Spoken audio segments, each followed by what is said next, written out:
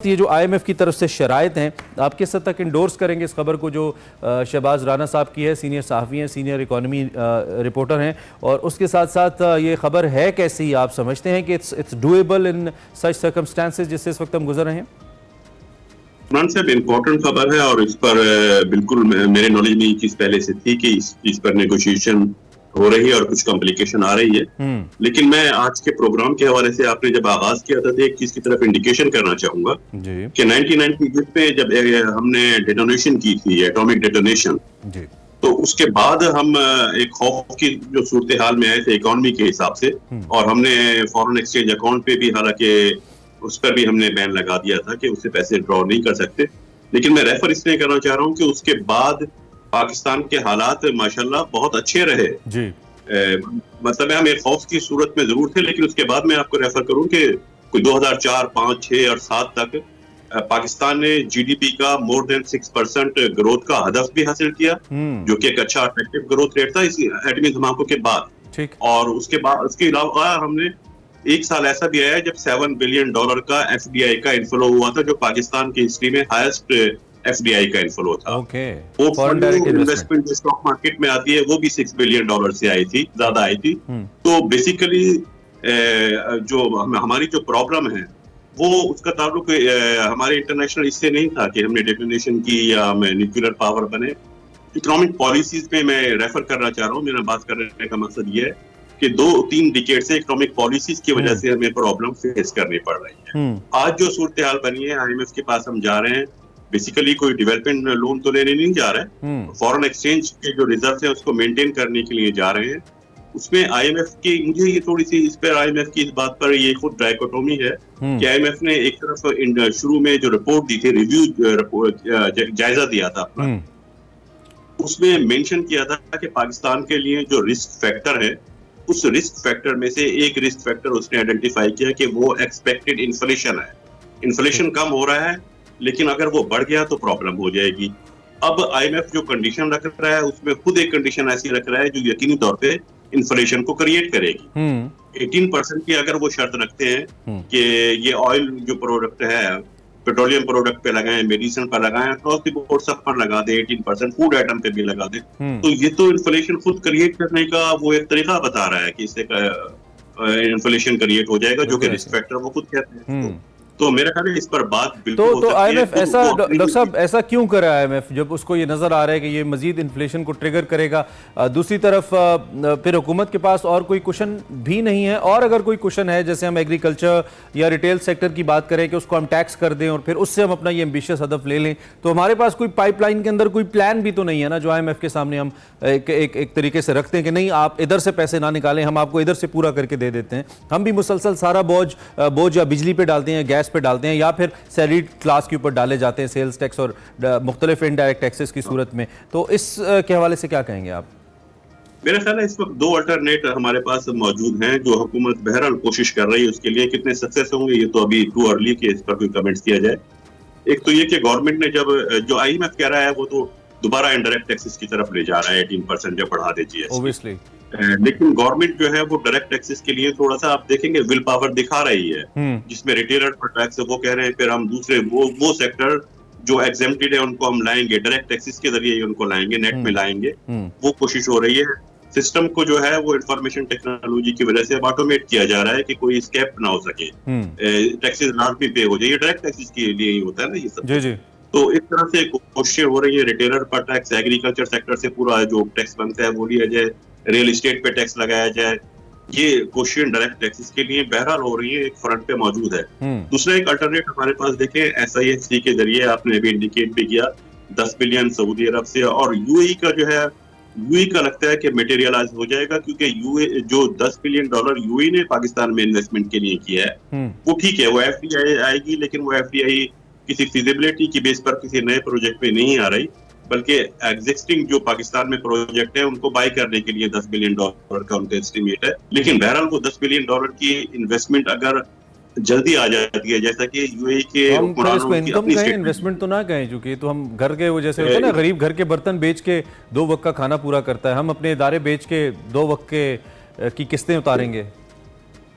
Present scenario में ये है कि अगर वो $10 बिलियन आ जाते हैं और कैश की फॉर्म में आ जाते हैं, क्योंकि जब एफडीआई आती है तो एफडीआई जरूरी नहीं कैश की फॉर्म में आए, तो वो नए प्रोजेक्ट लगने होते हैं, उसमें बहुत सारे ऐसा होता है एफडीआई आई है, इन्वेस्टमेंट तो हुई है, लेकिन वो जो इक्विटी उनकी आई है वो फ्रेंचाइज की शक्ल में, ट्रेडमार्क, गुडविल की शक्ल में आ गई। अच्छा। या रॉ मटेरियल भेज दिया, या उन्होंने plant and machinery physical good भेज दी, कैश की फॉर्म में नहीं आती। ये एक है कि जो कि अगर कैश की फॉर्म में यूएसए आ जाती है, $10 बिलियन आ जाते हैं, तो वो जो हमारे सर पे तलवार लटकी हुई है ना $6 बिलियन आईएमएफ की, वो थोड़ा सा ईज हो जाएगा, वो ईज हो जाएगा इसकी वजह से। ठीक है, वो इसका दूसरा कितने चांसेस आपको लग रहे हैं? यूएई से बातचीत तो हमारी अच्छी हुई है, कितने चांसेस आपको लग रहे हैं ये मटेरियलाइज हो जाएगा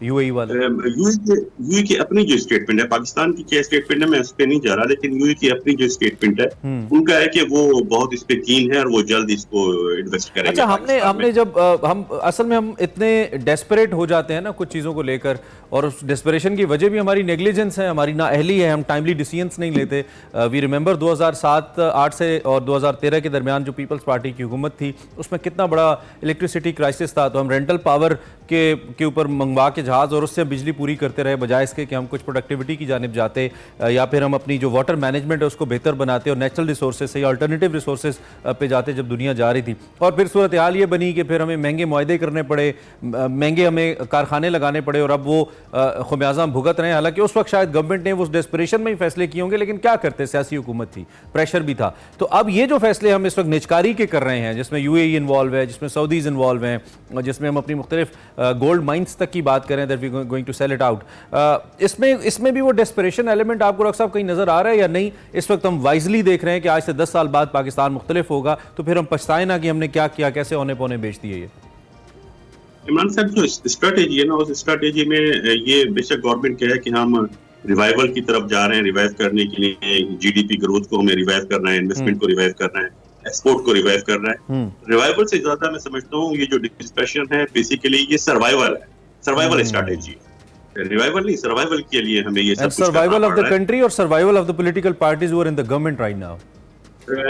बेसिकली तो सर्वाइवल ऑफ द कंट्री और सर्वाइवल ऑफ द इकोनॉमी की बात है, लेकिन अगर वो खुदा ना खास्ता उसको कोई प्रॉब्लम आ रही है तो फिर सर्वाइवल ऑफ पॉलिटिकल सिस्टम भी नहीं रहेगा, सर्वाइवल ऑफ पॉलिटिकल पार्टीज भी नहीं रहेगा फिर। क्योंकि वो पब्लिक जो है वो अगर महसूस करती है कि इकोनॉमिकली कंडीशन खराब हो गई है और उसका इफेक्ट बहरहाल वो ट्रिकल डाउन होता है, नीचे तबके तक ट्रांसफर होता है, तो वो पॉलिटिकल पार्टी पर यकीनी तौर पे असर पड़ेगा। वो एक बहरहाल ये एक अच्छी उम्मीद है। और दूसरा वो जो मिनरल रिसोर्सेज हैं, एग्रीकल्चर है, इसमें तो खुद जो SIFC में जो 5 एरियाज इंडिकेट किए गए हैं जिनमें इन्वेस्टमेंट आनी है, ये मिनरल उसमें शामिल है, उसमें एग्रीकल्चर उसमें शामिल है, और वो प्लान जो है हुकूमत ने इम्प्लीमेंट करने का कहा है, लेकिन वो केयर टेकर सेटअप में एक प्लान बन चुका है। अच्छा डॉक्टर साहब, एक तासुर पहले से ही मौजूद है कि हमारा किसान तो पहले इतना दबा हुआ है, जो छोटा किसान है उसके पास पहली प्रोडक्टिविटी के लिए इतना कम मार्जिन है, फिर उसके पास कोई रिसर्च नहीं है, उसको बहुत अच्छी फर्टिलाइजर्स, बहुत अच्छे बीज नहीं मिल रहे हैं, हमारा ये सेक्टर बड़ा कमज़ोर रहा है। और वी नो हम बड़ी अच्छी यील्ड ले सकते थे, हमारे मुकाबले में चीन है, इवन इंडिया है, बहुत अच्छी यील्ड वो ले रहे हैं, लेकिन कंपैरेटिवली पाकिस्तान उस स्टेज पे नहीं है। उसको हम अगर ऊपर से टैक्स करेंगे तो शायद जो ऊपर वाला ठेके देने वाला है, जो जागीरदार है, उसको तो इतना इम्पैक्ट ना करे, लेकिन वंस अगेन जो ग्रोअर है, जो लोअर लेवल पे काम कर रहा है, फार्मर, उसके ऊपर बहुत प्रेशर डाल देंगे और फिर और स्ट्रेस कर देंगे हम अपने एग्रीकल्चर सेक्टर को। आपको ऐसा लगता है कि टैक्स करने से ऐसा होगा? देखिए, दो चीजें हैं। एक पहले बात ये कि जो टैक्स लगता है इनकम टैक्स, क्योंकि इनकम टैक्स लगेगा ना, उनका डायरेक्ट टैक्स है, वो कभी भी एक खास लेवल की जो इनकम से नीचे वाले लोग हैं उस पर लगता ही नहीं है। उनको तो टैक्स लगेगा ही नहीं, निचले वाले जो ग्रोवर्स हैं वो तो एक खास लिमिट अगर एक होती है उसको क्रॉस करते हैं, उनके ऊपर इनकम टैक्स लगता है, और वो उनके खर्चे निकालने के बाद जो नेट प्रॉफिट होगा उस पर लगेगा, वैल्यू ऑफ द प्रोडक्ट पर नहीं लगता। वो खर्चे निकालने के बाद जो उनके पास इनकम है उस पर लगता है, वो भी अगर एक खास इनकम से ज्यादा हो तो उसका इससे डायरेक्ट उनको हिट नहीं करेगा वो। दूसरी चीज ये कि एग्रीकल्चर में बहरहाल जहाँ रिफॉर्म की जरूरत है वहाँ एक रिसर्च की, R&D की, उसकी एप्लीकेशन की जरूरत है, जिस पर काम मैं समझता हूँ ना होने के बराबर हो रहा है। उसमें गवर्नमेंट ने जब SIFC में एग्रीकल्चर को डाला है तो उसमें एग्रीकल्चर के डालने का में एक कारपोरेट फार्मिंग का एक एस्पेक्ट था कि कारपोरेट फार्मिंग की सूरत में उसमें डेवलपमेंट भी आ जाएगी, यील्ड और प्रोडक्टिविटी कैसे बढ़ेगी, और वहां से दायरा टैक्स वसूली भी, क्योंकि जब बड़े मल्टीनेशनल फॉर्म वहां पे आएंगे तो टैक्स की वसूली भी शुरू हो जाएगी। तो वो एक उसमें एस्पेक्ट था ठीक कि है। इसमें तो yield बढ़े। डॉक्टर साहब मुख्तसरन ये आखिरी 1-1.5 मिनट है, अगर हम इस आईसीयू से निकलते हैं, वैसे तो हम आईसीयू में पिछले कोई 3-4 दिहाइयों से तो हैं ही, आईसीयू में ही हैं, हम निकल नहीं पा रहे हैं। अगर हम फॉर द टाइम बिंग इससे निकलते हैं, if we get the investment from UAE और from any other good friend like Saudi Arabia, और आईएमएफ के मामला भी हमारे तय पाते हैं, उसके बाद किन खतूत के ऊपर हम काम करें? आई मीन मुझे लगता है कि एग्रीकल्चर के अंदर हमारा बड़ा पोटेंशियल है और ये वो शोबा है जिससे कोई दुनिया जिससे हम हमेशा ही फ़ायदा ले सकते हैं, दुनिया को एक्सपोर्ट कर सकते हैं, पैसे बना सकते हैं। और इसके अलावा कुछ लोग ये भी कह रहे हैं कि हम मुजाहिज़ के कि सऊदी अरब को पावर प्लांट्स वगैरह की तरफ इन्वाइट करें, हम कुछ फ्यूचर टेक्नोलॉजीज़, कुछ आइडियाज़ लेकर आएँ जिसमें वो इन्वेस्ट करना चाहते हैं, जैसे वो दुनिया भर में कर भी रहे हैं। तो हमारे पास क्या एवेन्यूज़ फिर बच जाएंगे इसके बाद, अगर हम इस आईसीयू से बाहर आते हैं? देखिए वर्ल्ड वाइड जो है ना, हम सर्वाइवल से निकल जाएंगे तो फिर रिवाइवल की तरफ जाएंगे। उसमें बेसिकली फिजिबिलिटी हमें ही उसको बना करके देनी है किन सेक्टर में। उसमें एग्रीकल्चर सेक्टर सिर्फ पाकिस्तान में नहीं, जो फूड सिक्योरिटी का मसला है, एग्रीकल्चर डेवलपमेंट का मसला है, वो ग्लोबल इशू है। और ग्लोबली जो है इस वक्त ग्रोइंग एरिया है एग्रीकल्चर प्रोडक्ट्स है। एग्रीकल्चर पे सिर्फ ये नहीं कि क्रॉप्स आती हैं, क्रॉप्स एंड फ्रूट्स आते हैं, उसमें जो दूसरी प्रोडक्ट हैं, एनिमल फार्मिंग है, दूसरी ये तमाम चीजें जो है, फिशिंग है, ये सब एग्रीकल्चर में है। और ये बेसिकली इसमें प्रोसेस फूड भी आता है और उसमें बहुत वर्ल्ड वाइड इसकी एक जरूरत है। ठीक है,